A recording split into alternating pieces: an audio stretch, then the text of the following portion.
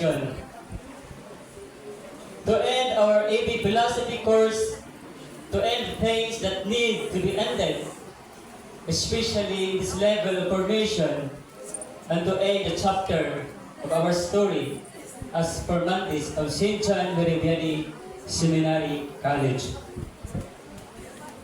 But I came to the point of realizing that while we are now at this moment, the graduation day, let me take into consideration how about our story. How about the story happening between a thing and the end?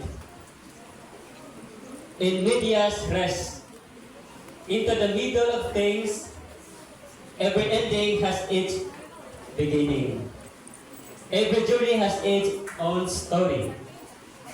In the middle between June 4, 2019 and June 7, 2024, there are many stories to tell.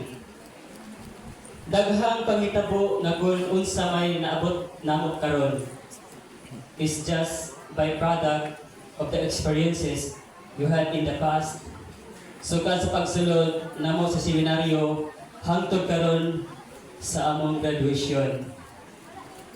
Daghan mga pisinatian nga among naaguman. Likod ining tuga nga among gisuot karon, inubanan man niini ang pagkatago, pagbahago, mga kasakit o kalipay. There are so many experiences, learnings, sadness, happiness, cries, smiles, disappointments, frustrations, motivations, and many stuff. In the middle of things, here we are now, have made this far and make another milestone of our lives. But above all, into the middle of time, we cannot come and this point without the sufficient grace and love of God bestowed upon us all through the years. Now, part of our success, part of this milestone is the support system we get from special individuals who one way or another have become part of our journey. Especially nga batigayon kining selebrasyon karon.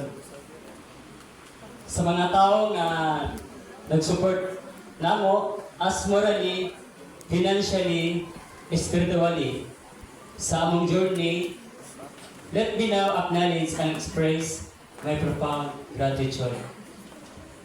So una sa tanan, we thank the Lord our God that gave us good time and good health to fulfill our celebration today. Dili gyud mahitabo ang tanan kung wala ang presensya sa Ginoo nato karon. So atong palakpakan ang ato ang Ginoo.